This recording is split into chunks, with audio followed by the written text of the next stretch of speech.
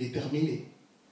Le procureur continue à rechercher des éléments de preuve, ce qui n'est pas normal. L'implication des troupes étrangères en RCA concernait plus d'une dizaine des forces extérieures. Seules les forces du MLC sont impliquées. Seul Jean-Pierre Bemba se retrouve à La Haye. Ni même les autorités centrafricaines n'ont pas été invitées ni convoquées. C'est une justice qui nous étonne. Voilà des éléments pour lesquels aujourd'hui, plus d'un Congolais, plus d'un Africain émet des doutes quant à la sérénité des débats. Mais nous avons confiance, parce que l'équipe de conseil de Jean-Pierre Bemba a 2 fois diminué la teneur des chefs d'accusation et que la justice qui sera rendue ne peut aller que dans le sens de la libération prochaine du sénateur Jean-Pierre Bemba. Je ne peux clore mon allocution sans parler un peu de la réalité de notre pays et du point de vue de notre parti sur l'état de la nation. Tous présents savez que le Congo va mal. Tous les indicateurs sont au rouge. Au niveau sécuritaire, c'est la catastrophe.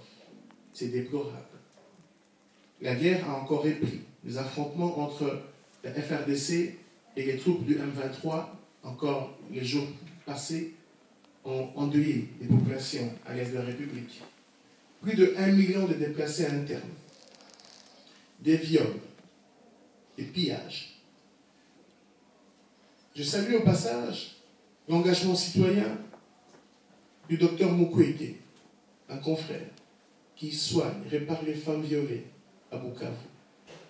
J'ai eu l'opportunité de le rencontrer lors de son passage à Bruxelles. C'est touchant, son témoignage. Parce que le viol est utilisé comme une arme pour terroriser les populations.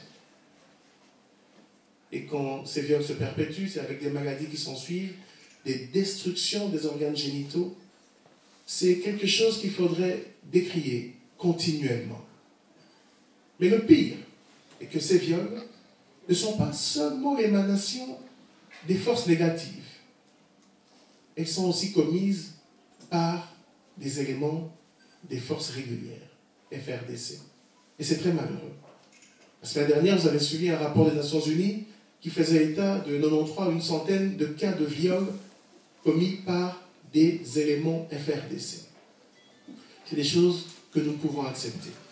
C'est pour ça qu'au niveau de notre parti, nous crions haut et fort qu'il faut un échange interne, un dialogue national pour pouvoir clarifier tout ce problème. Parce que ceux qui sont à la manette du pouvoir ont échoué, incapables d'avoir des solutions à long terme.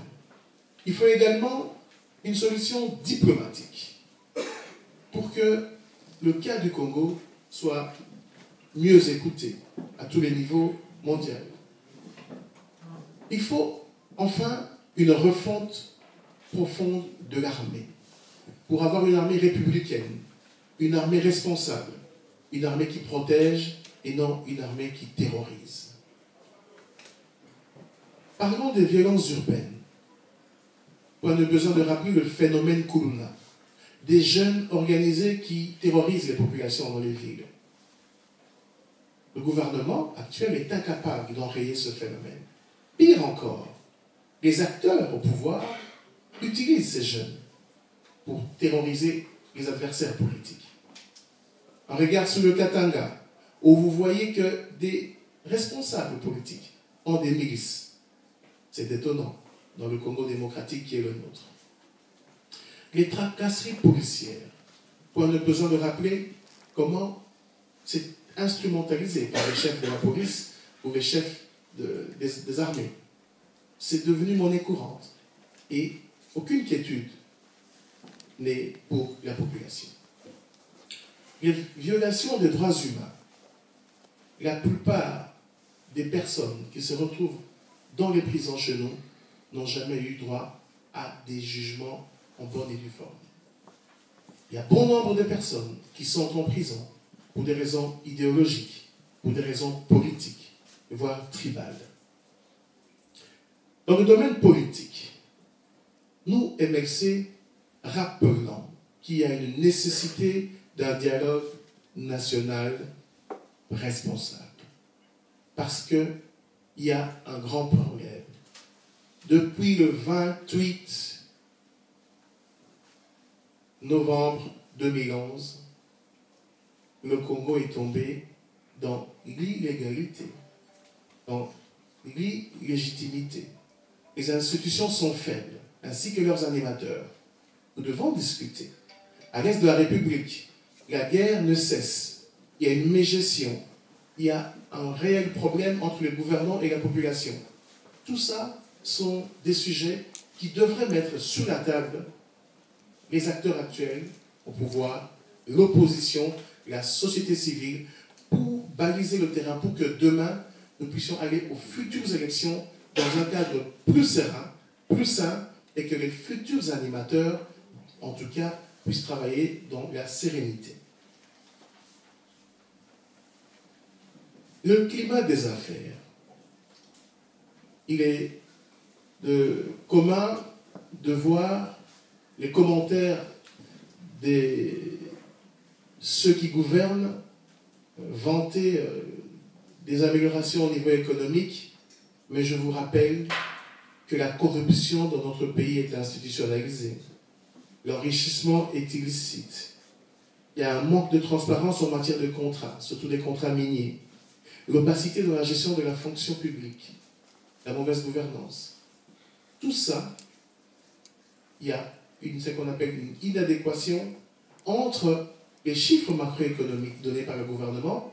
Vous avez suivi les dernières semaines, le Premier ministre parlait d'un taux de croissance, donc la création de richesse de la nation de 8,2%, une création de 13 000 emplois, l'arrivée de 300 bus, dont 180 sont déjà à Kinshasa, comme si, pour une population de 70 millions d'habitants estimés, 300 bus, je ne sais pas ce que ça représente, 13 000 emplois créés, je ne sais pas ce que ça représente, alors qu'en termes de pouvoir d'achat, le sac de riz est encore au-delà de 60 $, le carton de viande au-delà de 130 $. Et que touche le Congolais moyen? Que touche le fonctionnaire? Le policier ne touche que 55 000 francs congolais. L'huissier n'arrive qu'à 54 000 francs. En moyenne, moins de 60 $. Au niveau de l'enseignement, le gradué n'atteint que 74 $ par mois. Le gradué à 81 $. Le diplômé, 74 $. Le gradué, 81 $. Le licencié, 84 $. Alors que de l'autre côté, les mandataires d'État, tous dépassent les 10 000 $ par mois. Les députés, il faudrait le rappeler, les députés nationaux, beaucoup de gens ne le savent pas, touchent en moyenne 6 200 $, plus 3 000 $ supplémentaires qu'on appelle des invisibles. Les députés atteignent 9 200 $ par mois. Les sénateurs ont 14 000 $. Est-ce que c'est un Congo normal où la petite minorité vit convenablement et la majorité broie la misère? Voilà ce dont je voulais aujourd'hui rappeler à l'assistance les difficultés. Pourquoi est-ce que l'opposition doit s'unir? Pourquoi est-ce que l'opposition a besoin finalement de l'appui de la population? C'est pour qu'on puisse changer le cours des événements dans notre pays. Le Congo va mal. Je laisserai ma consoeur Louise Ngamdou aller dans les détails, mais j'en appelle à l'unité de l'opposition. Parce que le peuple congolais a assez souffert, les choses doivent changer dans notre pays. Et quant au MLC, nous avons beaucoup d'espoir qu'à la libération de notre président, un élan nouveau va arriver et le changement sera certain. J'ai dit, je vous remercie.